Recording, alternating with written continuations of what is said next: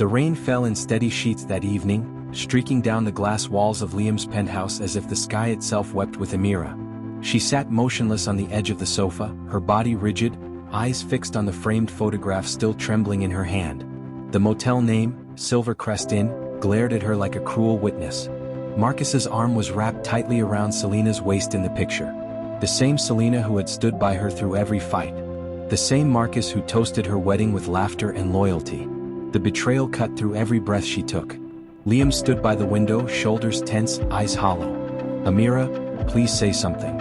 Her lips parted, but the words caught in her throat. When she finally spoke, her voice came out like splintered glass. "How long have you known?" Liam turned, startled. "What?" She rose slowly, the photo trembling in her grasp. "How long have you known about this? Because you didn't seem surprised when you saw it." Liam closed the distance between them, his chest rising and falling with shallow breaths. "I didn't know, Amira. I swear on everything I have, I didn't." She laughed bitterly. "You didn't? Then why did Marcus disappear the same week Selena suddenly got a promotion out of the city? Why did you look away when I asked where she was?" He hesitated. That hesitation was enough. Amira stepped back, fury boiling through her veins. "You're lying to me again, Liam." "I was trying to protect you," he said quietly. "From what?" Her voice rose, trembling. "From truth? Or from knowing that my best friend and your best man destroyed everything we built?" The thunder outside rolled, echoing through the silence that followed. Liam ran a hand through his hair, pacing. "You don't understand. Selena, she came to me weeks before the wedding. She said Marcus was obsessed with you. That he would do anything to have you." Amira froze. She said she was trying to control him. That the only way to keep him from sabotaging the wedding was to make him think she was on his side. Her heart pounded. "So, you're saying she pretended to betray me?" "That's what she told me. I didn't believe her at first, but she showed me messages, threats from Marcus." Amira's knees buckled slightly. She lowered herself back onto the sofa, the photo still clutched tightly. "Why didn't you tell me any of this?" "Because you were already falling apart, Amira. Between the business, the stress, the rumors. I couldn't add this to it. I thought if I handled Marcus quietly, it would all go away." She shook her head slowly, tears pooling in her eyes. "You don't get to decide which truths I can handle." He sat beside her, voice low. "You're right. I don't. But I did what I thought was right to keep you safe." "Safe?" she whispered. "You mean blind?" The storm outside grew louder, a violent chorus to the storm within. After a long silence, Liam spoke again. "Marcus sent me a message last week. He said something was coming. Something that would undo every lie I built. I thought it was just more manipulation, but now I'm not so sure." Amira looked up sharply. "What did he mean by that?" "I don't know." But Amira did. Somewhere deep inside, she knew Marcus's obsession wasn't gone. This picture wasn't an ending, it was a signal. Liam stood and crossed the room. "We can go to the police. I'll find Marcus, confront him." "No," Amira's tone was icy. "You've done enough hiding. I'll confront him myself." "Amira, don't do this," he pleaded. "You don't know what he's capable of." "I know exactly what he's capable of," she said, rising to her feet. "And I'm done being his victim." Her voice trembled, but her resolve didn't. Liam stared at her, jaw tight. "If you're going, I'm coming with you." She shook her head. "You can't protect me from everything, Liam. Not this time." "Then I'll protect you from yourself," he said softly. Their eyes locked. For a moment, it felt like the storm outside had stopped, just their ragged breathing filling the room. The love between them was still there, fragile but burning. Then Amira's phone vibrated on the table. A known number. She hesitated before picking it up. The message read, "Silvercrest wasn't the only place we met. You should check your home camera from the night of your birthday. Love, them." Her stomach turned to ice. She looked up at Liam, who was already watching her, face pale. "What is it?" Amira turned the phone toward him. He scanned the message, his eyes darkening. "Don't," he warned. "Don't check it." But she already had the app open. The feed played grainy night vision footage of their living room.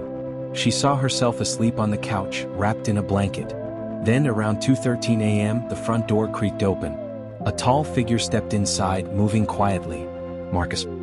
He walked up to her, knelt beside the couch, and brushed his fingers across her cheek.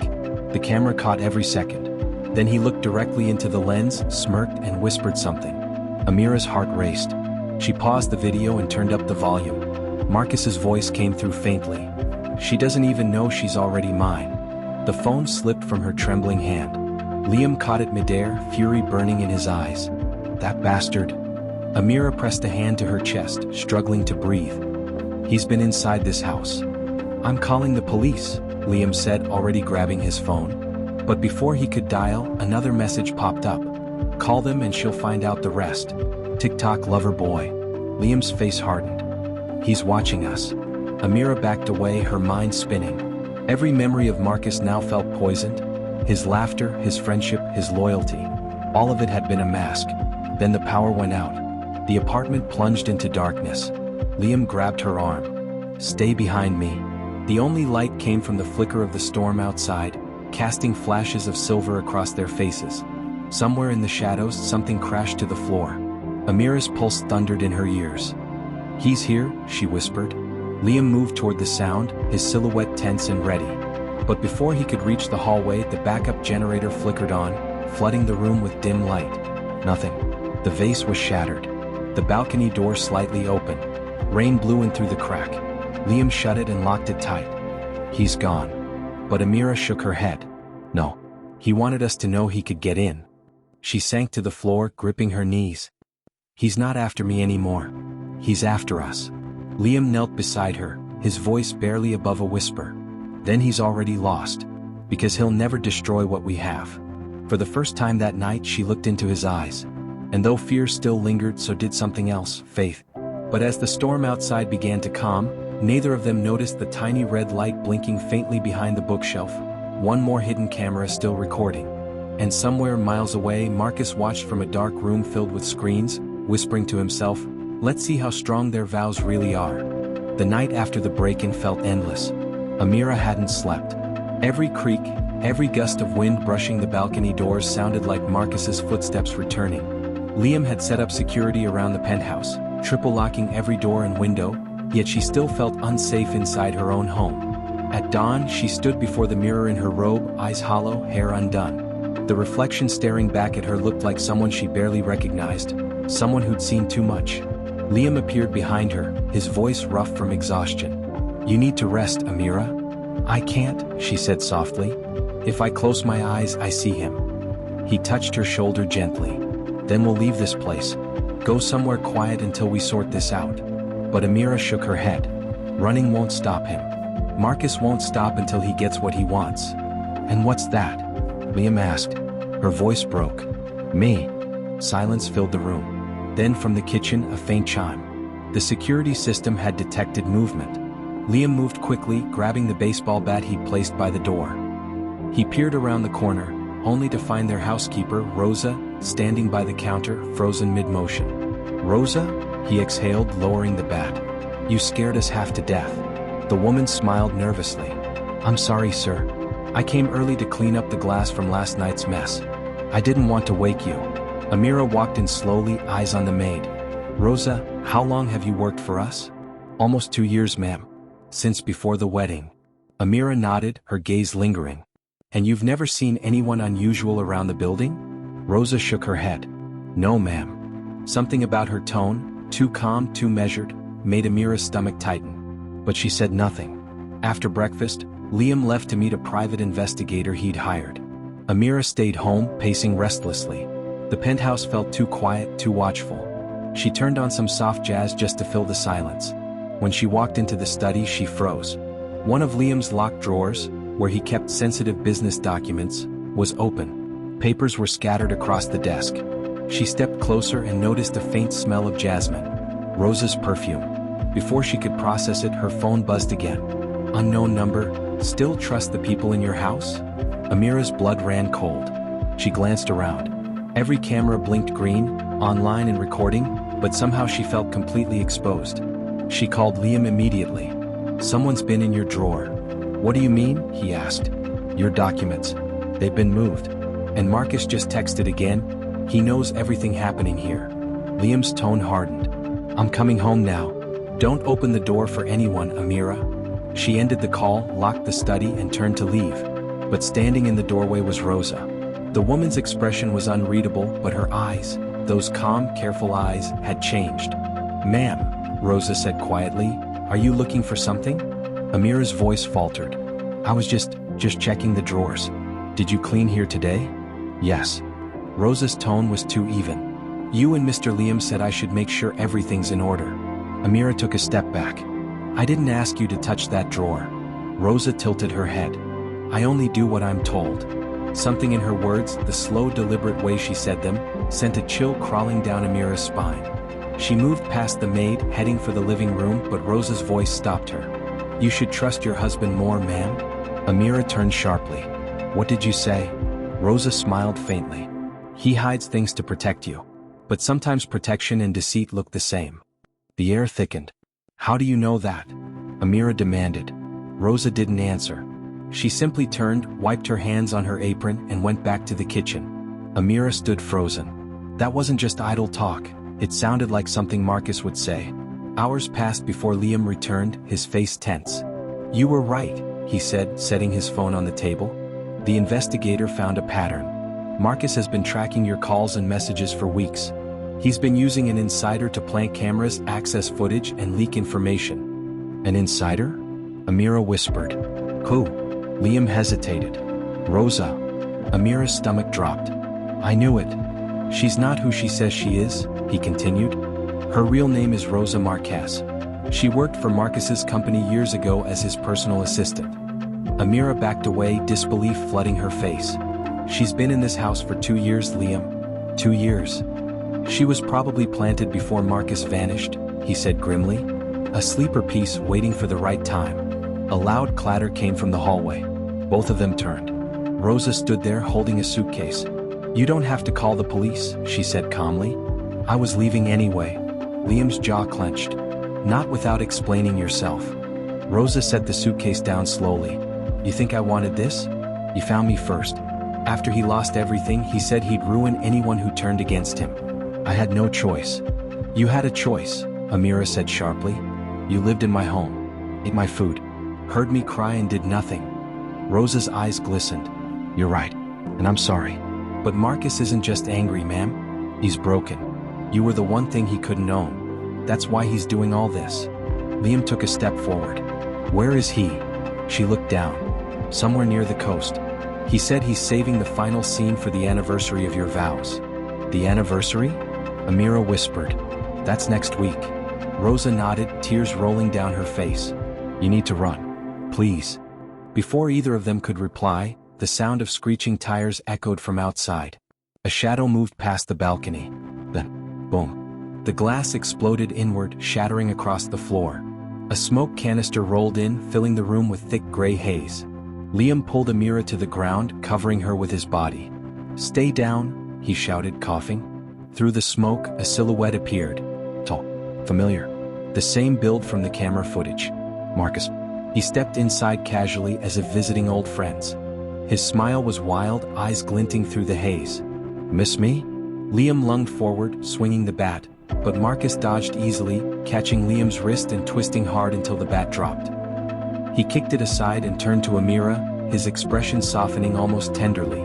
I told you, Marcus whispered, crouching beside her. You don't belong with him.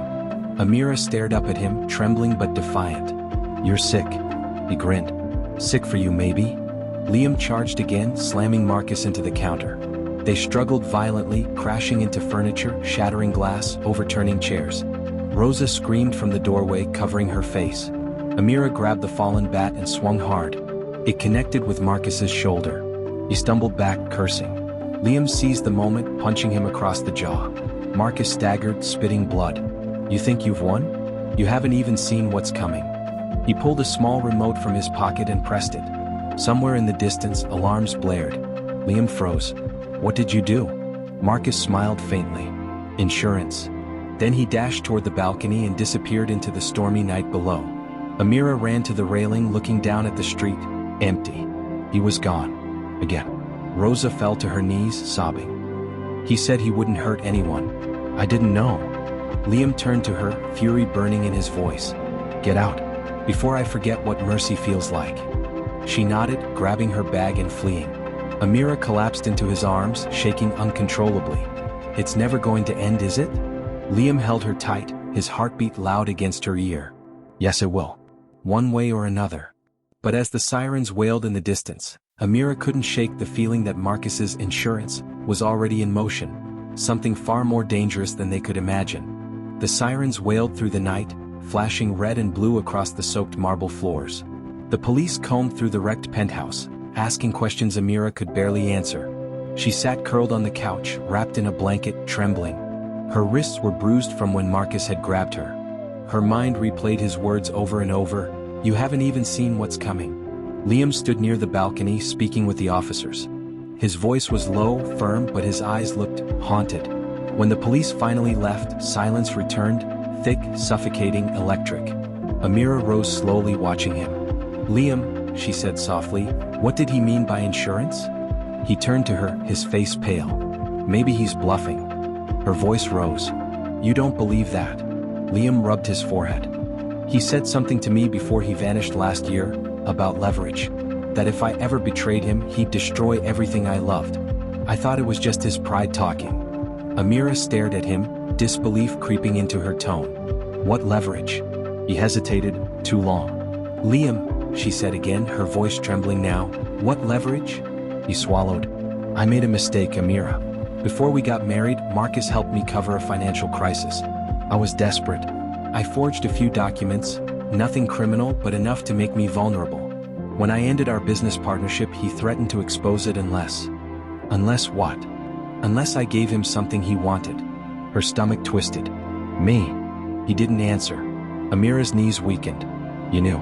You knew he was obsessed with me and you still kept it quiet. I was trying to protect you."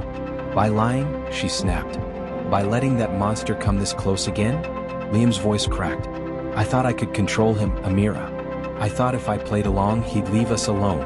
Amira shook her head, tears spilling. "You don't bargain with obsession, Liam. You feed it." The words hit him hard. He looked away, guilt etched deep in his face. She turned toward the window, arms folded tightly against her chest. The rain outside hadn't stopped. Neither had the storm inside her heart.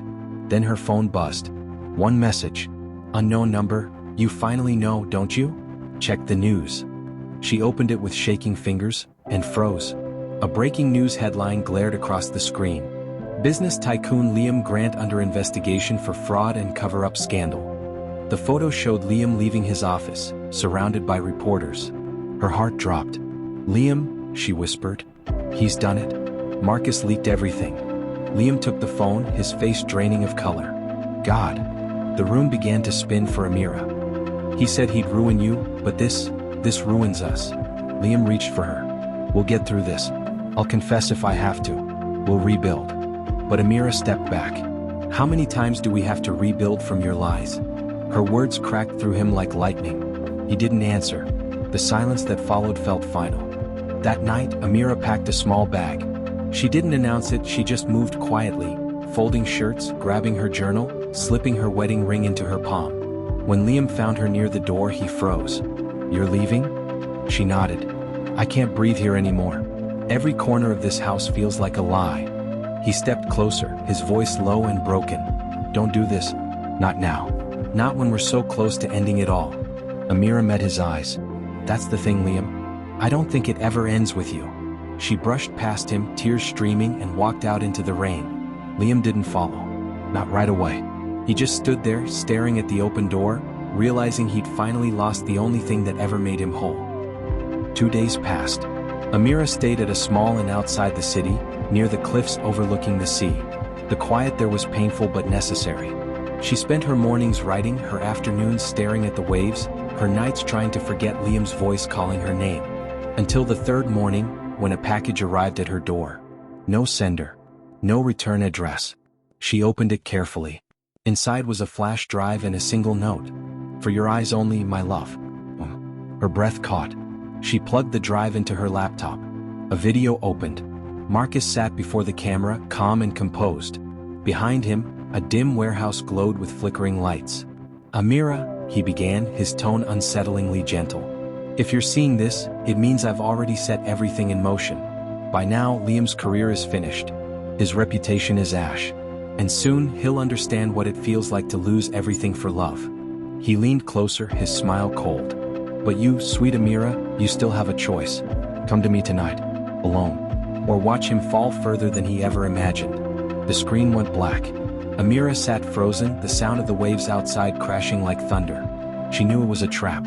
But she also knew Marcus meant every word. That evening Liam arrived at the inn. His clothes were soaked, eyes red from sleeplessness. "Amira, please, just listen." She turned to him shocked. "How did you find me?" "Rosa told me where you might go before she left town." She stared. "You talked to her again?" "She's trying to make things right. She told me Marcus isn't just after revenge. He's planning something big, something that could hurt innocent people." Amira frowned. "What do you mean?" "He's been blackmailing executives, hacking networks, moving money under fake accounts. If he's caught, he'll drag everyone down, including you. He forged documents with your signature." Amira's eyes widened. "What?" Liam nodded. "That's his insurance.